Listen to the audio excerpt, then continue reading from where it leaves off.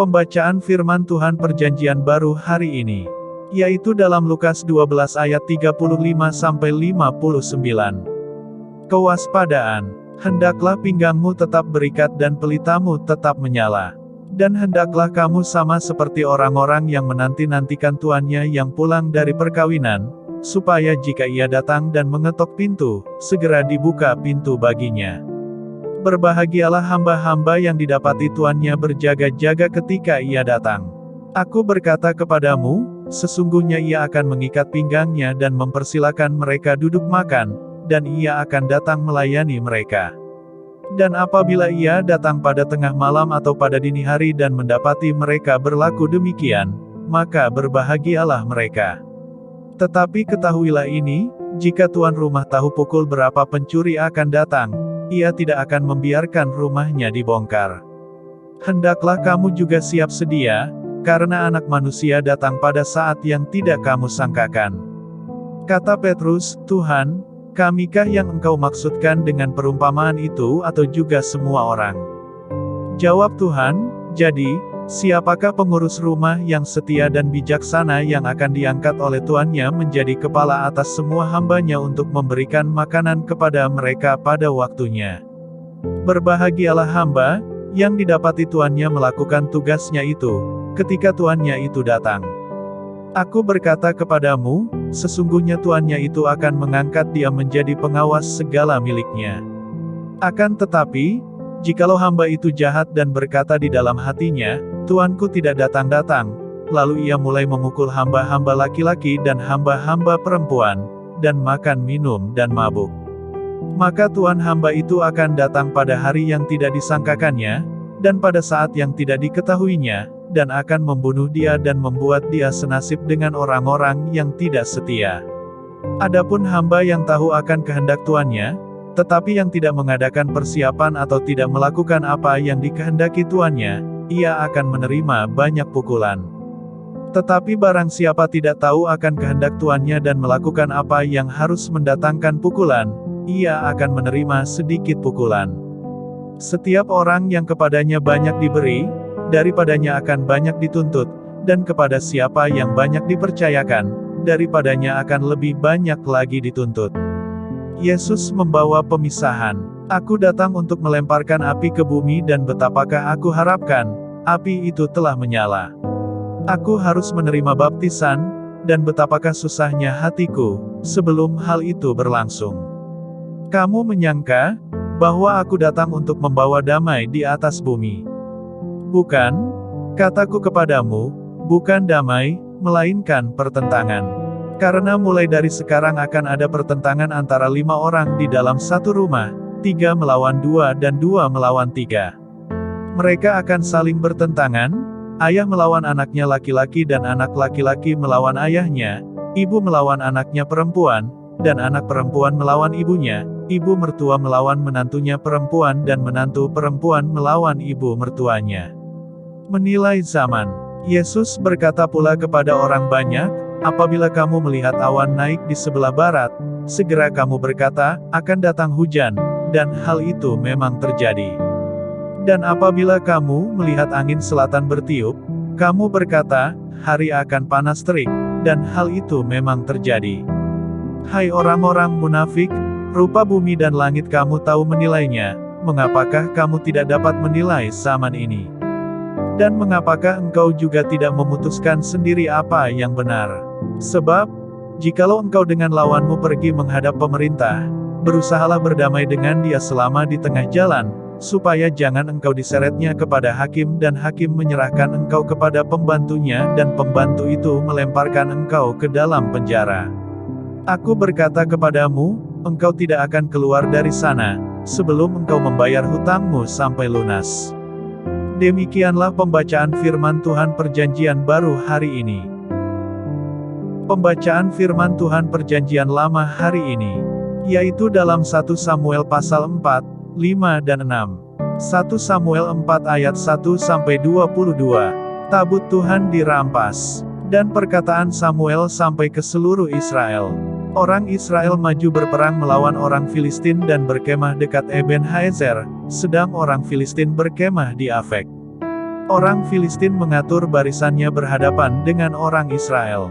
Ketika pertempuran menghebat, terpukullah kala orang Israel oleh orang Filistin, yang menewaskan kira-kira 4.000 orang di medan pertempuran itu.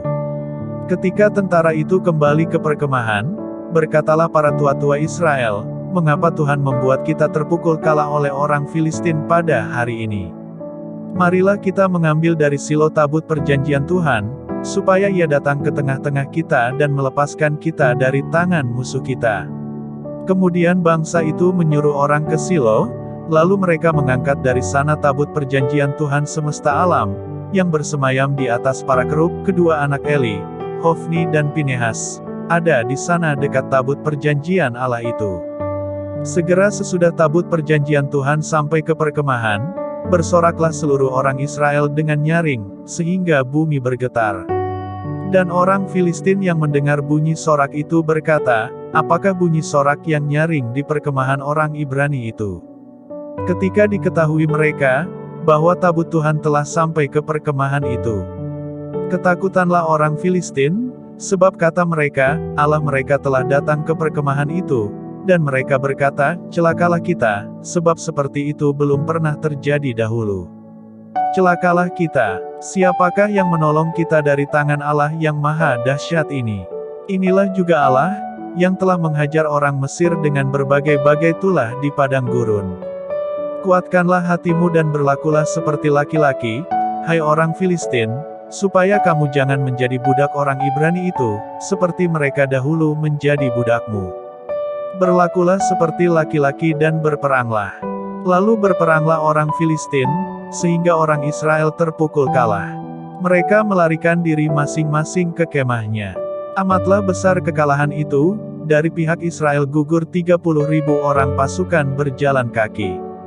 Lagi pula tabut Allah dirampas dan kedua anak Eli, Hofni dan Pinehas, tewas. Seorang dari suku Benyamin lari dari barisan pertempuran dan pada hari itu juga ia sampai ke Silo dengan pakaian terkoyak-koyak dan dengan tanah di kepalanya. Ketika ia sampai, Eli sedang duduk di kursi di tepi jalan menunggu-nunggu, sebab hatinya berdebar-debar karena tabut Allah itu. Ketika orang itu masuk ke kota dan menceritakan kabar itu, berteriaklah seluruh kota itu. Ketika Eli mendengar bunyi teriakan itu, bertanyalah ia, "Keributan apakah itu?" Lalu bersegeralah orang itu mendapatkan Eli dan memberitahukannya kepadanya. Eli sudah 98 tahun umurnya dan matanya sudah bular, sehingga ia tidak dapat melihat lagi. Kata orang itu kepada Eli, "Aku datang dari medan pertempuran, baru hari ini aku melarikan diri dari medan pertempuran." Kata Eli, "Bagaimana keadaannya, anakku?"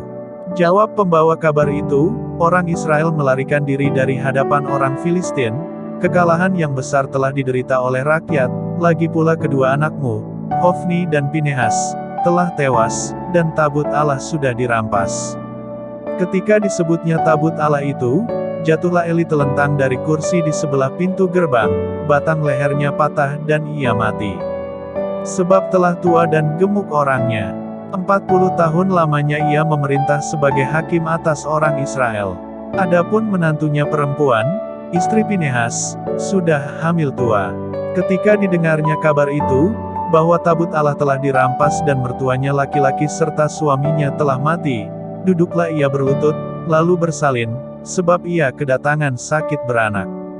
Ketika ia hampir mati, berkatalah perempuan-perempuan yang berdiri di dekatnya, "Janganlah takut, sebab engkau telah melahirkan seorang anak laki-laki." Tetapi ia tidak menjawab dan tidak memperhatikannya. Ia menamai anak itu Ikabod, katanya, "Telah lenyap kemuliaan dari Israel, karena tabut Allah sudah dirampas dan karena mertuanya dan suaminya." Katanya, "Telah lenyap kemuliaan dari Israel, sebab tabut Allah telah dirampas." 1 Samuel 5 ayat 1-12. Tabut Tuhan di tanah orang Filistin. Sesudah orang Filistin merampas tabut Allah, maka mereka membawanya dari Eben Haezer ke Asdod. Orang Filistin mengambil tabut Allah itu, dibawanya masuk ke kuil Dagon dan diletakkannya di sisi Dagon. Ketika orang-orang Asdod bangun pagi-pagi pada keesokan harinya, Tampaklah Dagon terjatuh dengan mukanya ke tanah di hadapan tabut Tuhan, lalu mereka mengambil Dagon dan mengembalikannya ke tempatnya. Tetapi ketika keesokan harinya mereka bangun pagi-pagi, tampaklah Dagon terjatuh dengan mukanya ke tanah di hadapan tabut Tuhan, tetapi kepala Dagon dan kedua belah tangannya terpenggal dan terpelanting ke ambang pintu, hanya badan Dagon itu yang masih tinggal. Itulah sebabnya para imam Dagon dan semua orang yang masuk ke dalam kuil Dagon tidak menginjak ambang pintu rumah Dagon yang di Asdod, sampai hari ini. Tangan Tuhan menekan orang-orang Asdod itu dengan berat dan ia membingungkan mereka, ia menghajar mereka dengan borok-borok, baik Asdod maupun daerahnya. Ketika dilihat orang-orang Asdod, bahwa demikian halnya, berkatalah mereka, tabut Allah Israel tidak boleh tinggal pada kita, sebab tangannya keras melawan kita dan melawan Dagon, Allah kita. Sebab itu mereka memanggil berkumpul kepadanya semua raja kota orang Filistin dan berkata, apakah yang akan kita lakukan dengan tabut Allah Israel itu? Lalu kata mereka, tabut Allah Israel harus dipindahkan ke Gat. Jadi mereka memindahkan tabut Allah Israel itu ke sana. Tetapi setelah mereka memindahkannya, maka tangan Tuhan mendatangkan kegemparan yang sangat besar atas kota itu, ia menghajar orang-orang kota itu, anak-anak dan orang dewasa, sehingga timbul borok-borok pada mereka. Lalu mereka mengantarkan tabut Allah itu ke Ekron. Tetapi sesampai tabut Allah itu di Ekron, berteriaklah orang Ekron itu, demikian, mereka memindahkan tabut Allah Israel itu kepada kita untuk mematikan kita dan bangsa kita. Sebab itu mereka memanggil berkumpul semua raja kota orang Filistin itu dan berkata, antarkanlah tabut Allah Israel itu, biarlah itu kembali ke tempatnya, supaya jangan dimatikannya kita dan bangsa kita. Sebab di seluruh kota itu ada kegemparan maut, tangan Allah menekan orang-orang di sana dengan sangat berat. Orang-orang yang tidak mati, dihajar dengan borok-borok, sehingga teriakan kota itu naik ke langit. 1 Samuel 6 ayat 1-21. Tabut dikembalikan kepada orang Israel. Setelah 7 bulan lamanya tabut Tuhan itu ada di daerah orang Filistin. Maka orang Filistin itu memanggil para imam dan para petenung, lalu berkata kepada mereka, apakah yang harus kami lakukan dengan tabut Tuhan itu? Beritahukanlah kepada kami, bagaimana kami harus mengantarkannya kembali ke tempatnya. Lalu kata mereka, apabila kamu mengantarkan tabut Allah Israel itu, maka janganlah kamu mengantarkannya dengan tangan hampa, melainkan haruslah kamu membayar tebusan salah kepadanya, maka kamu akan menjadi sembuh dan kamu akan mengetahui, mengapa tangannya tidak undur daripadamu. Sesudah itu bertanyalah mereka, apakah tebusan salah yang harus kami bayar kepadanya? Jawab mereka, menurut jumlah raja-raja kota orang Filistin, 5 borok emas dan 5 tikus emas, sebab itulah yang sama menimpa kamu sekalian dan raja-raja kotamu. Jadi buatlah gambar borok-borokmu dan gambar tikus yang merusak tanahmu, dan sampaikanlah hormatmu kepada Allah Israel. Mungkin ia akan mengangkat daripadamu, daripada Allahmu dan daripada tanahmu tangannya yang menekan dengan berat. Mengapa kamu berkeras hati, sama seperti orang Mesir dan Fir'aun berkeras hati? Bukankah mereka membiarkan bangsa itu pergi, ketika ia mempermain-mainkan mereka?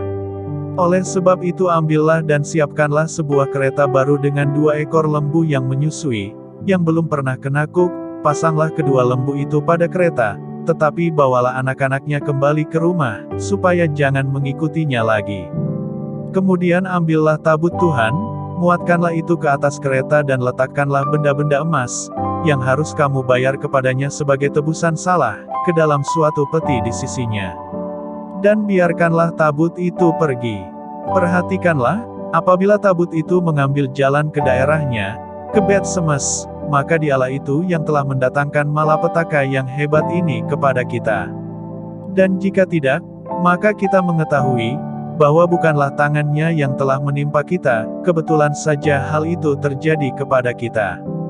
Demikianlah diperbuat orang-orang itu. Mereka mengambil 2 ekor lembu yang menyusui, dipasangnya pada kereta, tetapi anak-anaknya ditahan di rumah. Mereka meletakkan tabut Tuhan ke atas kereta, juga peti berisi tikus-tikus emas dan gambar benjol-benjol mereka. Lembu-lembu itu langsung mengikuti jalan yang ke Bet Semes, melalui satu jalan raya, sambil menguak dengan tidak menyimpang ke kanan atau ke kiri, sedang raja-raja kota orang Filistin itu berjalan di belakangnya sampai ke daerah Bet Semes. Orang-orang Bet Semes sedang menuai gandum di lembah. Ketika mereka mengangkat muka, maka tampaklah kepada mereka tabut itu, lalu bersukacitalah mereka melihatnya. Kereta itu sampai ke ladang Yosua, orang Bet Semes itu, dan berhenti di sana. Di sana ada batu besar. Mereka membelah kayu kereta itu dan mereka mempersembahkan lembu-lembu sebagai korban bakaran kepada Tuhan. Orang-orang suku Lewi menurunkan tabut Tuhan dengan peti yang ada di sebelahnya, yang di dalamnya ada benda-benda emas itu, lalu menaruhnya di atas batu besar itu, dan pada hari itu orang-orang Bet Semes mempersembahkan korban bakaran dan korban sembelihan kepada Tuhan. Ketika kelima raja kota orang Filistin melihat hal itu, pulanglah mereka ke Ekron pada hari itu juga. Inilah benjol-benjol emas yang dibayar orang Filistin kepada Tuhan sebagai tebusan salah, dari Asdod 1, dari Gaza 1, dari Askelon 1, dari Gat 1, dari Ekron 1. Lagi tikus-tikus emas menurut jumlah segala kota orang Filistin kepunyaan kelima raja kota itu, baik kota-kota yang berkubu maupun dusun-dusun sekitarnya, dan batu besar, yang di atasnya diletakkan mereka tabut Tuhan, di ladang Yosua, orang Bet Semes itu, adalah saksi sampai hari ini. Dan ia membunuh beberapa orang Bet Semes, karena mereka melihat ke dalam tabut Tuhan, ia membunuh 70 orang dari rakyat itu.